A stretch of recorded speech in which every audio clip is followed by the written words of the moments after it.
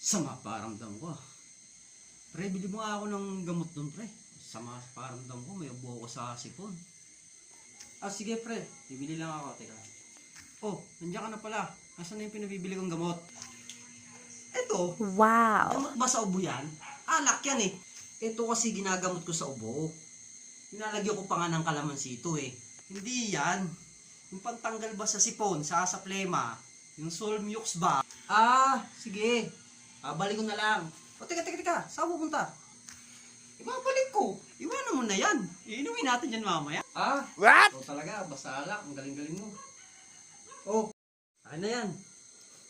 Sige na, diyan ka na. Bibili na akong gamot. Oh, diyan ka na pala. Kasi pinabibili kong gamot. Eto!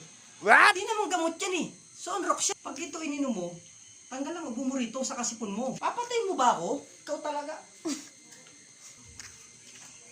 Lang niya yun. Papatayin niya ako. Papainumin ako ng Sunrocks.